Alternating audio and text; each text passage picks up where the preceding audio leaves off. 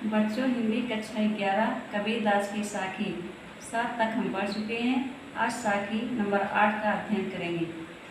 केशो कह कही फूकिए, ना सोइए असरार, रात दिवस के कुकड़े, कभी कबहू लगे पुकार।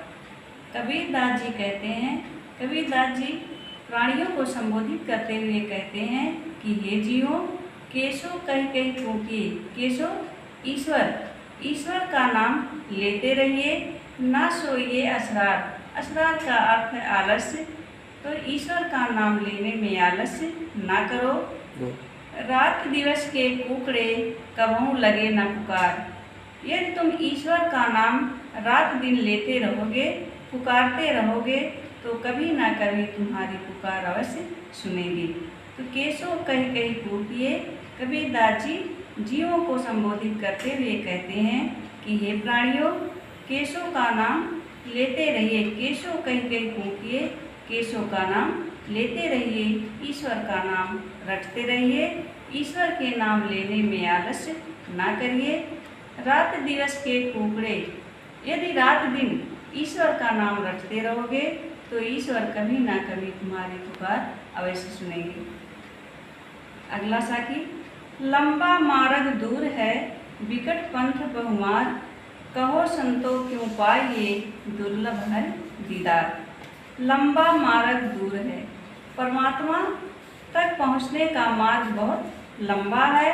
दूर घर, और उनका घर भी बहुत दूर है, वहाँ पहुँचना कठिन है। विकट पंथ बहुमार्ग, रास्ता लंबा ही नहीं विकट कठिन भी है। रास्ता लंबा ही नहीं कठिन भी है।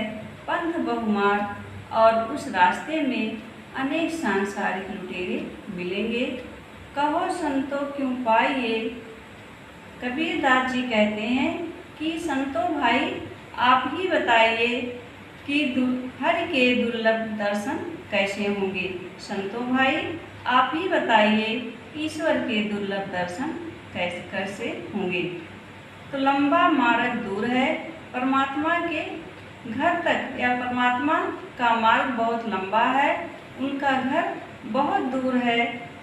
मार्ग लंबा ही नहीं कठिन भी है। उस रास्ते में अनेक सांसारिक लुटेरे मिलेंगे। कहो संतो क्यों पाइए। तो संतो भाई, आप ही बताइए कि ईश्वर के दुर्लभ दर्शन कैसे होंगे। अगला साखी।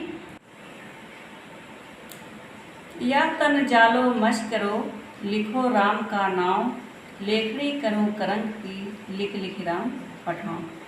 यह तन जालो मश करो, मैं अपने शरीर को जलाकर मश करो स्याही बनाऊंगी। लिखो राम का नाम, और राम का नाम लिखूंगी। लेखनी करूँ करंग की, करंग हड्डी की लेखनी बनाकर उससे राम का नाम लिख लिख कर भेजूंगी।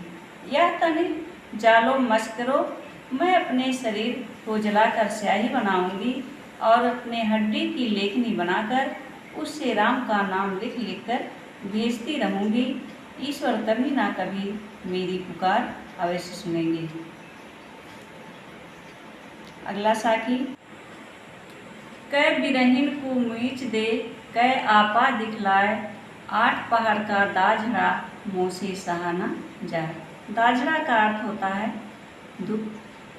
कै बिरहीन का मीच दे, हे परमात्मा रूपी ईश्वर, मुझ जीवात्मा रूपी गृहिणी को या तो मीच दे का अर्थ है मुझे मृत्यु दे दे।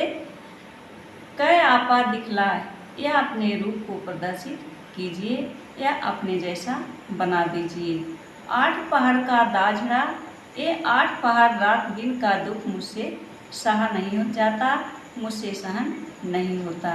कै बिरहीन का मीच दे, मुझे गृहिणी या जीवात्मा रूपी गृहिणी को या तो मृत्यु दे दे, या तो अपने रूप को प्रदर्शित कीजिए, अपने जैसा बनाइए। ये रात दिन का दुख मुझ आत्मा रूपी गृहिणी से सहन नहीं होता, सहा नहीं जाता। अगला साखी। कबीर रेख सिंदूर की, काजल दिया न जाए, नैनू रमैया रम रहा, दूजा कहाँ समाए। कबीर रेख सिंदूर की। कबीरदास जी कहते हैं कि मैं सौभाग्यवती स्त्रियों की तरह अपने मांग में लाल रंग का सिंदूर लगा लिया है, जो कि लाल रंग प्रेम का सूचक है। काजल दिया न जाए। अब लाल रंग के सिंदूर धारण करने के बाद काजल के लिए कोई स्थान नहीं है। नैनू रमैया रम रहा दूजा कहाँ समाए। नैनू रमैया सर्वत्र निवास करने वाले, सर्वत्र रहने वाले राम मेरे नेत्रों में बस गए हैं। दूजा कहाँ समाए। अब मेरे नेत्रों में दूसरे के लिए कोई जगह नहीं है, या मेरे नेत्रों में सांसारिक वासना का काजल के लिए कोई स्थान नहीं है। कबीर रेख सिंदूर की। कबीरदास जी कहते हैं मैं सौभाग्यवती स्त्रियों की तरह अपने मांग में सिंदूर लगा लिया है, जो सिंदूर सौभाग्य की निशानी है और लाल रंग का सूचक है। अब सिंदूर लगाने के बाद मेरे लिए काजल लगाने के लिए कोई स्थान नहीं है। नैनू रमैया रम रहा दूजा कहाँ समाए। सर्वत्र निवास करने वाले राम के अतिरिक्त मेरे लिए और किसी के लिए कोई स्थान नहीं है, अर्थात मेरे नेत्रों में सांसारिक वासनाओं का काजल लगाना असंभव है। अगला साखी। शायर नहीं सीप बिन स्वाति बूंद भी नाय, कबीर मोती नीप जय शून्य शिखर गढ़ माय। यहाँ गढ़ का अर्थ होगा शरीर रूपी किला। शून्य शिखर, शून्य शिखर ब्रह्मरंध्र, शून्य शिखर के ऊपर स्थित ब्रह्मरंध्र।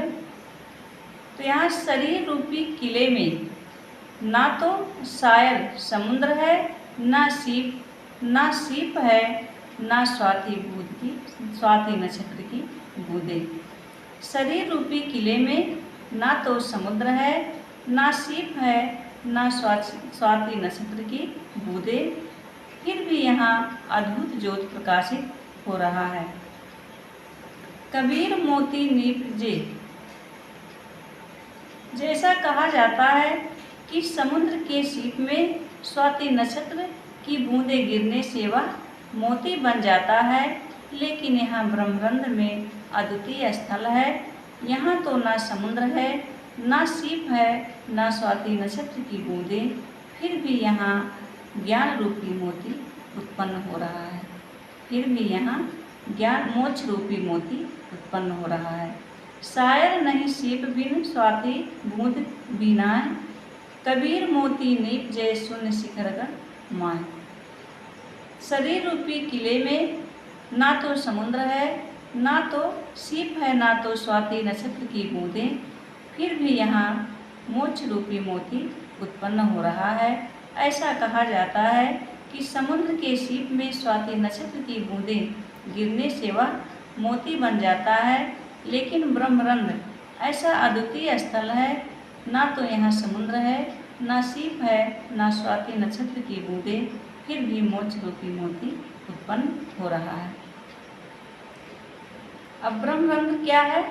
यहाँ जो है इड़ा पिंगला दो नाड़ियाँ होती हैं, जो शरीर के रीढ़ की हड्डी से होते हुए मस्तक तक पहुँचती हैं, और पिंगला नाड़ी शरीर के दाहिने भाग में स्थित होती है। ब्रह्मरंध्र